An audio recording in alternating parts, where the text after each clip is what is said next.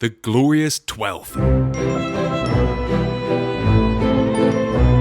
The 12th of August is the start of the grouse season. That phrase has been around since the Victorian times and still carries a real sense of excitement. It's not a question of shooting numbers of birds, it's a question of being in the countryside with friends. This year, I was going to spend it in the North York moors on my first ever pointer trial. Instead of a yomp across the moor, it was going to be about taking it slowly, walking the heather and giving the young dogs their chance. My main role today, watching them learn and learning myself. We've all had a back to cheek wind. To make it even, we're going to get the last ones down there and then we'll just push straight into a headwind. A day of hunting, watching, learning, and being part of a small community that cares just as much about the dogs as the grouse. Mate, what a glorious day for it. Fantastic day today. It's going to be a hot one, I think. So we've started 2 hours earlier than we planned to, so that Makes some sense, right, for the dogs? Yeah, so we can get the dogs through. What is the format for today? This is a kennel club trial in effect. So we're defined by the kennel club's J-regs, and they set out the format of how the day should be. And in effect, it's a test of dogs. It's a test of work. So it's this is what is called a novice trial. So this is a novice, simulating a real day's shooting, but with slightly more inexperienced dogs and open. Is that the next level up? So yeah, the next level is open. So to get into open now, you have to win 2 novices. The majority of these dogs are quite young, so we're not expecting a fantastic performance, but it's part of the stage of getting to open. So we had a few beers last night, and what I learnt was my idea of a fantastic performance and your idea of a fantastic performance are two very different things, right? These dogs are getting judged on dozens of different criteria that I wouldn't understand. I just see it hunting, I'm like, that's a pretty looking dog. Yeah. Should we fist bump? Fist bump, okay, First fist bump to happen on a grouse moor this year. That's cool, yeah.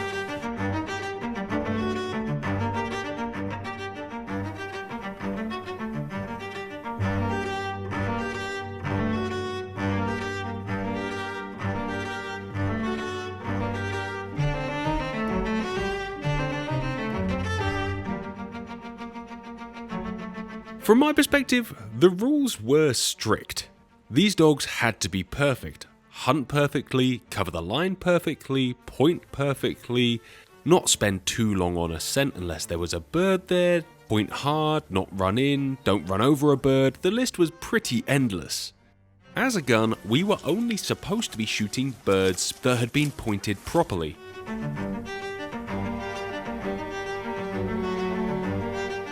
That meant plenty of waiting and plenty of watching, and luckily, there was plenty to watch.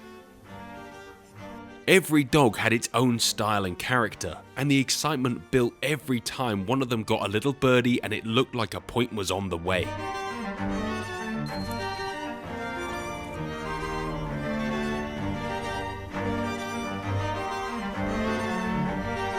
Oh, I enjoy shooting. I enjoy working with dogs as well, so I do both. I'm very one of these. You're a trialer as well? I'm a trialer. Okay. I was the England captain this year. So you are judging these people in your head? Yeah, without at least you know what's going on. You're working the wind, you're working the dogs.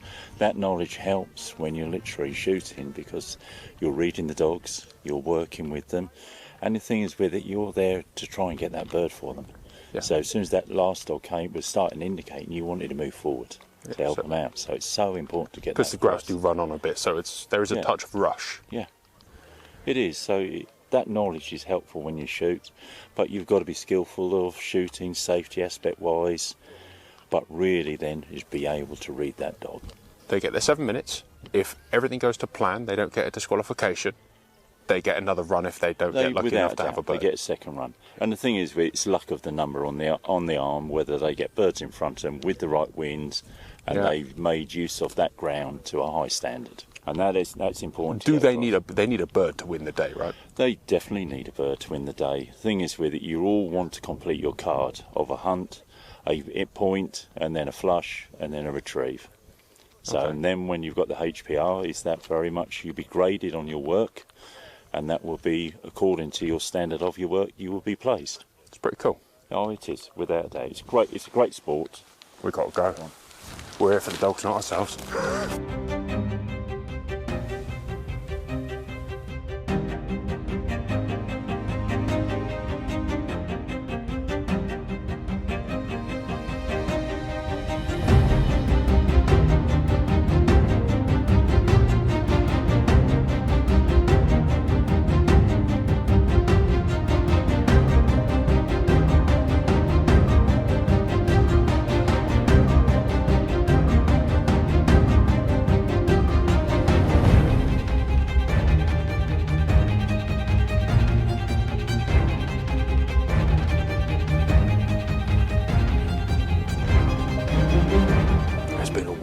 So far, watching all these different dogs work, learning their personalities is definitely a highlight of the day. Like any kind of running over point dogs, there's these points where your heart rate spikes, the dog's on point 300 yards away, you close your gun, you get ready, and then it actually decides that no, that was like a little brown bird, not an actual grouse. It's been interesting to learn the rules and learn what a good dog looks like and a bad dog looks like, because my understanding of the trialling world is so minimal. There's been a great education this morning. It's been a good workout too. Probably should have brought a lighter gun. We're about halfway through the dogs. I'm really looking forward to catching up with the judges at the end and actually finding out what they think was the best. Because I'm obviously looking for something very different from my perspective. You have 7 minutes to learn the dog. It's never a bad place to be on the 12th, is it? Out chasing grouse. If I didn't pull the trigger today, I'd say I'd be quite happy. Just a cool experience. It didn't take long to see how tough this game of trialling pointers is. At times to me it felt like sheer luck or bad luck whether a dog got its chance or not, and the conditions today were far from perfect. Hot, dry and hardly a breath of wind. All the same, these young dogs were buzzing to be out. Morning's done. All those who went through will run again now into a headwind. Just speaking to the judges, the judging now is going to get a lot harsher, because when you're shooting a cheek wind, as they call it, a wind from basically the wrong way, these younger dogs are still learning to work the wind, and the handlers to work with them much harder to get the dogs to work the wind. The wind is also in favour of the birds. We're getting birds get up a bit further, feeling the dogs coming. Now there is no excuses, essentially, for the wind, and we're going to keep the dogs a little bit flatter. We'll be moving a bit faster. And well, fingers crossed, we'll see another couple of birds and a few more retrieves and a few more solid points.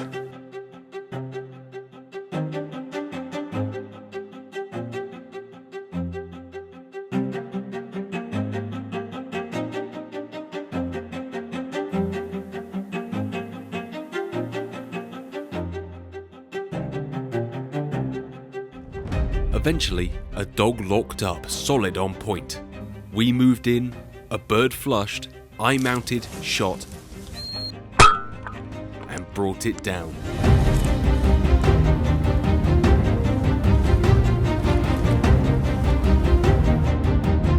It's not a question of shooting numbers of birds. It's a question of being in the countryside with friends and enjoying the dog work and enjoying every aspect of what we've just been describing. It really is a very friendly, a very positive and a lovely way to spend any day.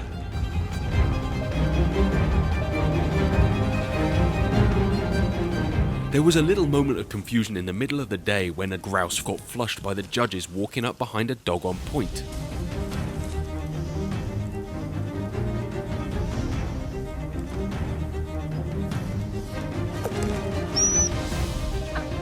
This is a big no-no. Dogs are not supposed to miss birds. But because it had actually been working another bird at the time, it was given a second chance. And that chance was taken beautifully, ending in a textbook point and flush. Hey, B. Send your dog. Okay.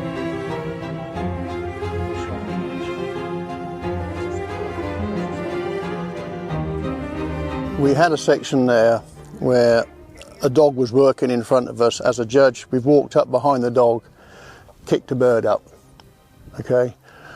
Normally, if a judge kicks the bird up behind the dog, invariably the dog has missed the bird and he's out. But the fact is, the dog was working birds in front, so the dog can only point one bird at a time. So with hindsight, which is always easy after the event, we thought about it, thought, hang on, the dog's on a bird in front. So long as that dog produces those birds, the one we've kicked up is irrelevant because the dog can only point one bird at a time. So that's why we've done what we've done in this situation. I thought we'd been put out, but the judges conferred and they decided to give him another chance. Katie had a bird in front, and luckily we were really pleased that he did produce another bird, which was he pointed. The guns were cracking and shot it, and we retrieved it to hand. So.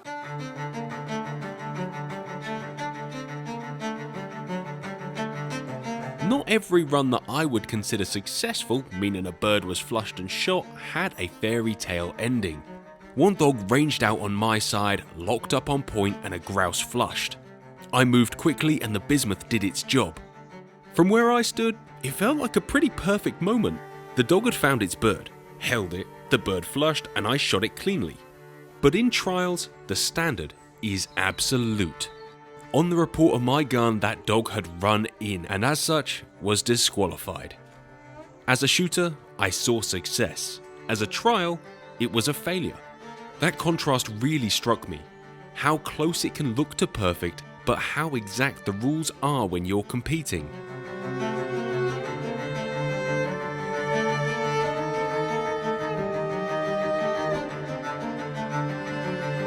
At the end of the day, we had a pretty modest bag between us. But that didn't matter at all. It was about the dogs, the people, and the atmosphere, the true spirit of community. As we kicked back with a drink, watching the awards being handed out, it was clear this is just the start for some of these handlers and their young.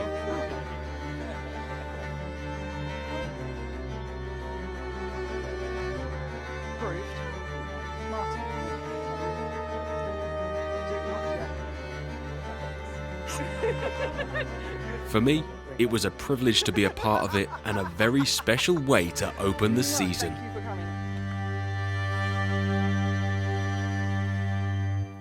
Thank you for watching TGS Outdoors. If you enjoyed this video, make sure you like, share and subscribe to the channel. The channel would not be possible without the support of our amazing sponsors who keep videos coming to you week after week. If you really enjoy the channel and want to support it yourself, please consider becoming a member. Channel members get a bit of extra content. Today we're going to be talking about good shooting advice. But mostly, you just keep us going and we love the support. There's a great community goes on behind the scenes. Take care guys, goodbye, and we'll see you on the next one.